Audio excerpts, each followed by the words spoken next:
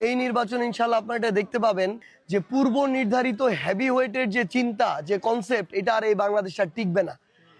বিভিন্ন বড় বড় রাজনৈতিক দলের বড় বড় সো কল্ড হেভিওয়েট নেতা যারা ছিল, এইবার তাদের আপনারা ভূমিধস পতন দেখতে পাবেন ইনশাআল্লাহ। বিপ্লব ওই 2024-এর অগাস্ট থেকে বিপ্লব এখন মানুষের ঘরে ঘরে পৌঁছায় গেছে এবং আমরা মানুষের মধ্যে একটা পরিবর্তন দেখতে পাচ্ছি। মানুষ শুধু 12 তারিখের অপেক্ষায় আছে। প্রত্যেকটা মানুষ জুলুমের বিরুদ্ধে ভোট দিবে ইনশাআল্লাহ। প্রত্যেকটা মানুষ চাঁদাবাজি, দখলদারিত্ব, হুমকি ধামকি, ক্ষমতার অপব্যবহার থেকে শুরু করে মামলা বাণিজ্য, এইসব যারা করেছে তাদের বিরুদ্ধে এবার ভোট দিবে।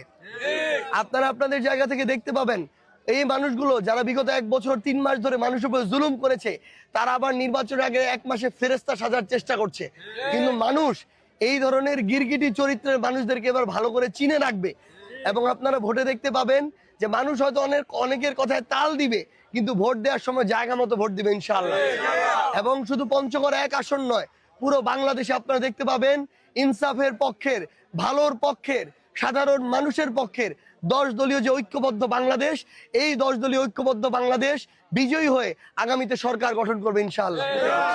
তবে আমরা একটা কথা বলে দিতে চাই, এখনো আমার আসনেই বিএনপির কিছু নেতাকর্মী স্থানীয় পর্যায়ে অনেক মানুষকে গিয়ে হুমকি দিচ্ছে।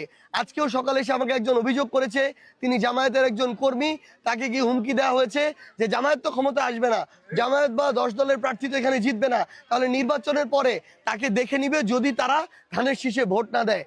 আমরা স্পষ্ট করে বলতে চাই, এই ধরনের হুমকি ধামকি দিয়ে, ভয় দেখিয়ে যারা ক্ষমতায় আসতে চায়, তাদের পতন শেখ হাসিনার চেয়েও খারাপ ভাবে হবে।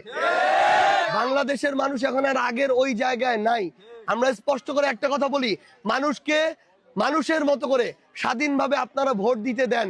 মানুষ ভোট দিক, মানুষ মানুষের সিদ্ধান্ত নিবে। যদি এই সিদ্ধান্তে আপনারা বাধা দেন, যতটুকু সম্ভাবনা ছিল ওইটুকু সম্ভাবনাও নষ্ট হয়ে যাবে। আপনাদেরকে এই জন্য অনুরোধ করব, একটা সুষ্ঠু, স্বচ্ছ এবং নিরপেক্ষ নির্বাচনের জন্য সকল রাজনৈতিক দল সহযোগিতা করেন। আমরা আমাদের জায়গা থেকে সর্বোচ্চ সহযোগিতা করব ইনশাআল্লাহ। জনগণ যেদিকে থাকবে আমরাও সেদিকে থাকব এবং ইনশাআল্লাহ জনগণকে সাথে নিয়ে আগামী নির্বাচন আমরা বিজয়ী হব ইনশাআল্লাহ।